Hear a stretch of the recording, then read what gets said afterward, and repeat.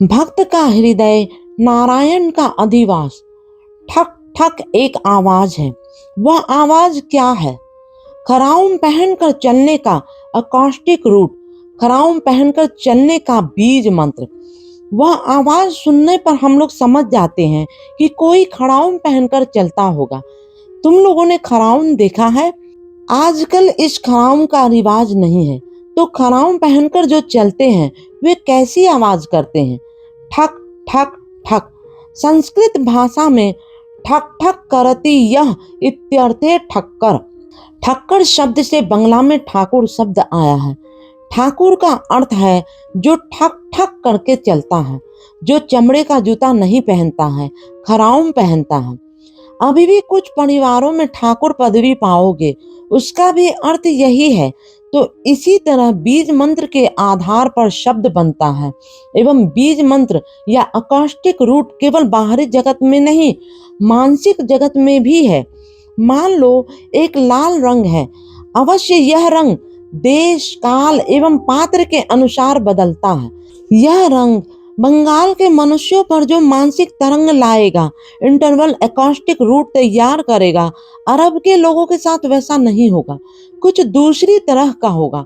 आबो हवा का कुछ प्रभाव होता है। जैसे मान लो सादे रंग का कुछ देखा, बहुत सादा रंग देखते ही आंख के सामने वह रंग आया, स्नायु तंतुओं के सहारे वह रंग स्नायु कोश में गया, वह रंग मन में आया, रंग का प्रतिफलन मन में हुआ। तुम सादा रंग मन के अंदर भी देखते हो, आंख से देखने से नहीं, मन में देखने से, तब देखते हो। जब देखते हो तब मन में स्पंदन होता है, सादे रंग की तरंग आती है, तरंग में कंपन है, मन में भी कंपन जागता है और कंपन के कारण आवाज बनती है। मन में जो आवाज तैयार होती है वह आवाज कुछ हद तक धप धप की आवाज है, और हम लोग बंगला में कहते हैं धप धपे सादा। संस्कृत भाषा में धप शब्द के साथ ल धातु ड प्रत्यय से धवल शब्द बनता है, जिसका अर्थ है सादा।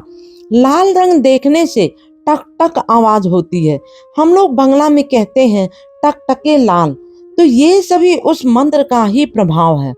Effect of acoustic root, effect of different types of incantation emanating from different physical and psychic objects। अब यह जो साउंड है यह बाहर भी है, मन में भी है। तुम लोग मुंह से बात करते हो। मान लो तुम अपने ममेरे भाई से पूछते हो बड़े मामा कैसे हैं, मुंह से बोले कैसे हैं।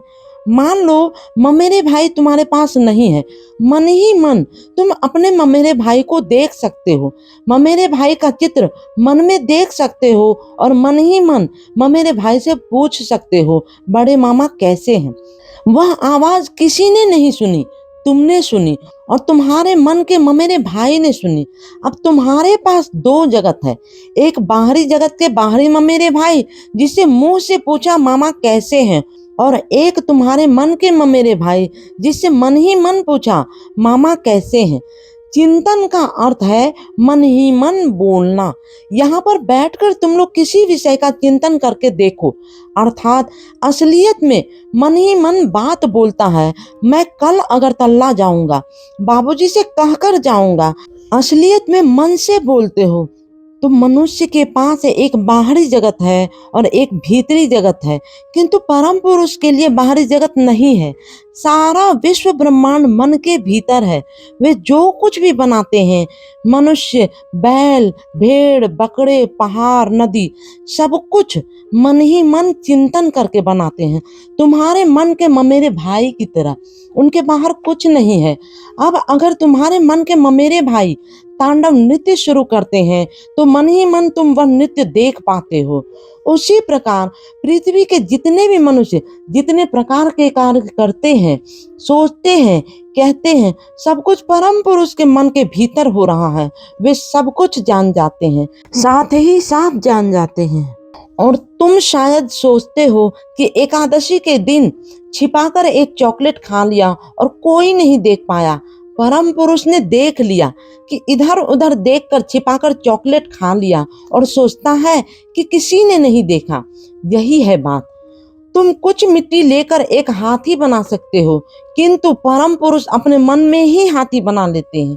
जिन हाथियों को हम लोग पृथ्वी में देखते हैं, उन सबको परम पुरुष ने अपने मन में, अपने मानस धातु से बनाया है। यही बात है, परम पुरुष ने जगत का निर्माण किया है। जगत बनाने में एक्टोप्लाज्मिक स्टफ का मूवमेंट होता है। जिस वस्तु से उनका मानसिक वस्तु का निर्माण हुआ है, उसका भी लालन पालन होता है।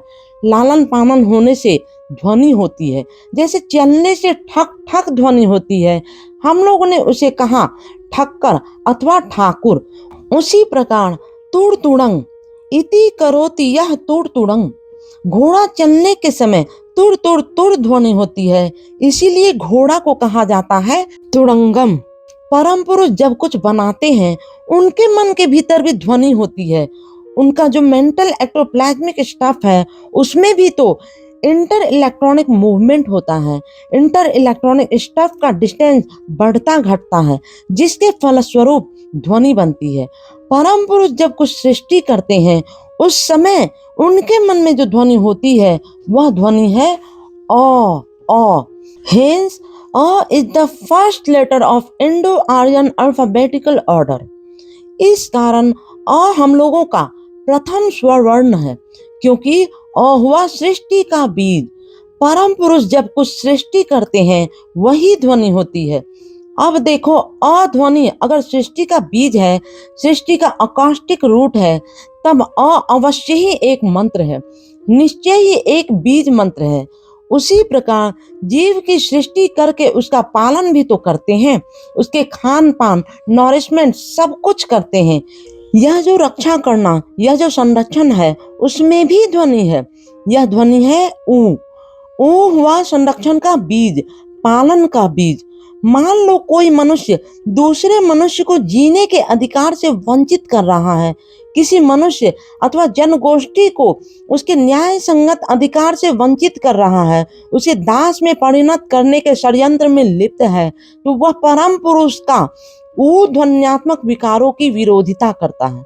तुम लोग समझ रहे हो, अतएव वह मनुष्य जाति का दुश्मन है। तुम कष्ट करके अपने परिवार या समाज के जीने के लिए जो रसद जुटाते हो, मगर कोई शोषण करके, एक्सप्लॉइट करके, चुन चुन करके तुम्हारा ध्वंस करना चाहता है, तो वह परम पुरुष के ऊ बीज की विरोधिता करता है। उस पापी का, उस शोषक का ध्वंस परम पुरुष का अवश्य काम्य है। परम पुरुष अवश्य चाहते हैं।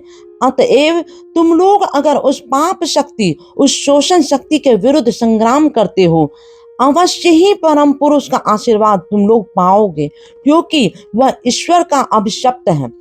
अ, ऊ और म क्या है? प्रत्याहार का बीज। तुमने अगर मन ही मन एक हाथी बनाया, उस हाथी को अधिक समय तक मन के अंदर नहीं रख सकोगे। मन में जो मेरे भाई को बनाया था, उसे तो अधिक समय तक नहीं रखोगे। कुछ देर तक मन में रहा, कुछ देर तक खड़ा रहा, उसे कुमिल्ला की रसमलाई खिला दिए, उसके बाद वह धीरे धीरे चला जाएगा। मन के अंदर कितनी देर तक रहेगा? उसके बाद तुम्हारे मन में आ जाएगी तुम्हारी पीसी माँ, फूफी। एक जन तो बहुत देर तक नहीं रहेंगे। परम पुरुष भी अपने मन में बहुत कुछ निर्माण करते हैं और धीरे धीरे उसे भी प्रत्याहार कर लेते हैं। यही है ध्वंस। मनुष्य इससे डरता है, सोचता है यह मृत्यु है, किंतु परम पुरुष के लिए ऐसी बात नहीं है। मन में बनाया, मन में संरक्षण किया, कुछ देर के बाद अपने अंदर खींच लिया। मृत्यु सामान्य है, पर मनुष्य के लिए भयावह वस्तु है। परंतु परम पुरुष के लिए एक मधुर व्यवस्था है। मन में ही बनाकर मन में ही मिला लेना। समझ रहे हो, यह एक मधुर व्यवस्था है, भीतिदायक नहीं है। किंतु उस समाज में जो लोग थे, उन लोगों से छीन लिया गया। खो जाने की व्यवस्था से सब कोई रोते हैं, तथा उनके लिए मनुष्य के रूप में रोना भी स्वाभाविक है और स्वाभाविक नहीं। नजदीक का आदमी दूर चला गया, अब वह लौटकर नहीं आता है, किंतु बृहद दृष्टिकोण से देखेंगे कि हमारे पास से चला गया, किंतु जिसके मन में बना था उसके मन में मिलकर आनंद से ही रहेगा। यह कहकर मन को समझाना होगा, प्रबोध देना होगा। ए मन एकांत भावे पावा, एकांत सत्य जतो, ए मन एकांत छेड़े जावा, एउ सत्य ततो, ए दुइयेर माझे तबु, आछे कोन खाने मिल, पाइले निखिले ए विराट प्रवचना, ए तो दिन हासी मुखे, कीछुते सहिते पाड़ितो ना, सब तार आलोक कीटे काटा, पुष्प सम, ए तो दिए है जे तो कालो। बात यही है। तो प्रत्येक साउंड के पीछे, प्रत्येक एक्सप्रेशन में अ, आ, क, ख सभी बीज मंत्र हैं। आर्य भारतीय वर्णमाला में प्रथम ध्वनि है अ और अंतिम ध्वनि है अक्षर। इसलिए 50 अक्षर का मिलित नाम अक्षर माला है। पहला अक्षर अ है और शेष अक्षर अक्ष है। जितने अकॉस्टिक एक्सप्रेशन हैं, जितनी आर्थिक अभिव्यक्तियां हैं, वे केवल ध्वनि में नहीं है, उनमें वर्ण भी है। प्रत्येक का अलग अलग वर्ण है। जितनी तरंगे हैं, उनके केवल ध्वन्यात्मक अभिव्यक्ति नहीं है, वर्णात्मक अभिव्यक्ति भी है। अ से लेकर जो 50 अक्षर हैं, ये 50 ध्वनियां तो हैं ही, इनमें से प्रत्येक का अपना अपना रंग या वर्ण भी है। इसीलिए अक्षरमाला का दूसरा नाम है वर्णमाला, अर्थात ये सब वर्ण की समष्टि है। हम लोग कहते हैं स्वर वर्ण, व्यंजन वर्ण का अर्थ है रंग। 50 मूल ध्वनि के साथ 50 मूल वर्ण या रंग है। लैटिन भाषा में इसे कह सकते हैं कॉजल मैट्रिक्स, संस्कृत में कह सकते हैं मातृका वर्ण। मातृका वर्ण का अर्थ है इन्हीं से जगत की उद्भूति हुई है।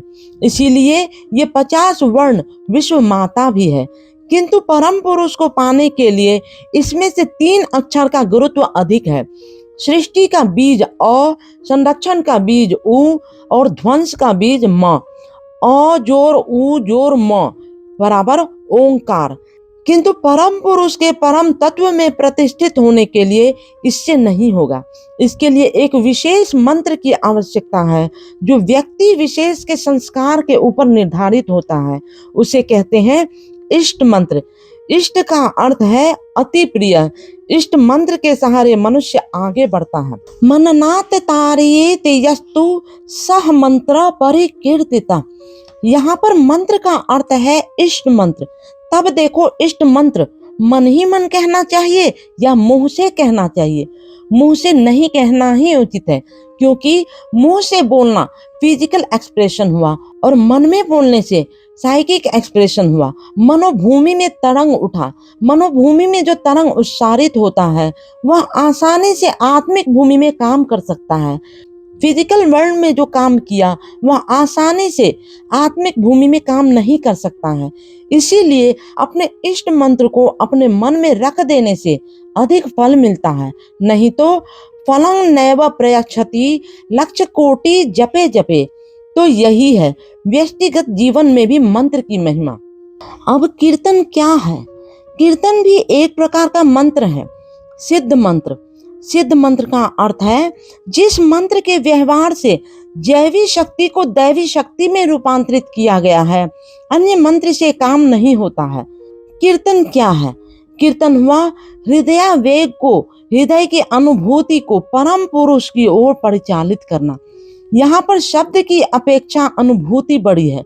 कुछ देर तक कीर्तन करने से हृदय में एक अनुभूति होती है, एक स्पंदन आता है। वह स्पंदन जब यूनिवर्सल न्यूक्लियस के पास पहुंचता है तब मनुष्य को चरम आनंद की प्राप्ति होती है। इसीलिए कीर्तन में मनुष्य बहुत आसानी से आनंद का उपभोग करता है। एवं इसकी सबसे अधिक सुविधा यह है कि परम पुरुष की एक अवस्थिति है एवं वे सभी जगह काम करते हैं। परंतु यूनिवर्सल न्यूक्लियस का एक न्यूक्लियस एग्जिस्टेंस है, एक पर्टिकुलर पॉइंट है।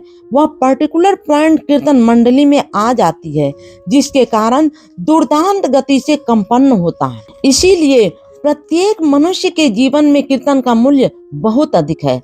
नारायण कहते हैं नाहं तिष्ठामि वैकुंठे योगिना हृदये न च मद भक्ता यत्र गायन्ति तत्र तिष्ठामि नारद।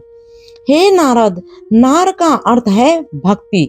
दा धातु से द बना है, जिसका अर्थ है जो दान करता है, भक्ति का वितरण कर रहा है। हे नारद, मैं वैकुंठ के आसमान के ऊपर नहीं बसा हुआ हूँ, मैं मिट्टी के मनुष्य के साथ रहता हूँ, मैं आसमान में रहता नहीं हूँ। नाहं तिष्ठामि वैकुंठे योगिना हृदये न च। योगी अपनी समस्त वृत्तियों के निरुद्ध करके हृदय को प्रकाश शून्य, अभिव्यक्ति शून्य कर देते हैं। दे सस्पेंड ऑल देयर प्रोपेंसिटीज। भगवान वहां अपना न्यूक्लियस क्यों नहीं रखते हैं? परम पुरुष विश्व ब्रह्मांड में अभिव्यक्ति तरंगों के नृत्य में आगे बढ़ते हैं, छंदों में, माधुर्य में, वर्ण में, वर्णातीत में। अतएव योगियों के निरुद्ध शरीर से कोई भाव नहीं निकलता है, केवल बैठा हुआ है, शरीर लकड़ी की तरह हो गया है, हृदय पिंड का स्पंदन भी बंद है। उस हृदय में वास करने से लाभ क्या है? वहां से कोई स्पंदन चारों ओर विच्छोरित नहीं होगा, वहीं पर बंद रहेगा, या तो पत्थर पर बीजारोपण की तरह होगा। इसीलिए वे कहाँ रहते हैं? मद भक्ता यत्र गायन्ति तत्र तिष्ठामि नारद। भक्त लोग जहाँ कीर्तन करते हैं, हृदय के स्पंदन से स्पंदित होकर चला है, और वह स्पंदन महाकाश में, महासार्विक अभिव्यक्ति में रूपांतरित हो रहा है। उन भक्तों के हृदय में मैं अवस्थान करता हूँ। मैं कोई तीर्थ में नहीं रहता हूँ, वैकुंठ में भी नहीं रहता हूँ। भक्त के हृदय में नारायण का अधिवास है। मद भक्ता यत्र गायन्ति तत्र तिष्ठामि नारद। इसीलिए तुम लोग याद रखोगे कि जैसे साधना मार्ग में अपना इष्ट मंत्र का यथेष्ट मूल्य है, उसी प्रकार अपने हृदय की अभिव्यक्ति को विश्वातीत तरंग में रूपांतरित करने के लिए कीर्तन का मूल्य असीम है, अनंत है। इस बात को हमेशा अपने व्यक्तिगत जीवन की दिनचर्या में याद रखोगे। श्री श्री आनंद मूर्ति जी, सिलचर, 11 नवंबर 1979 ईस्वी।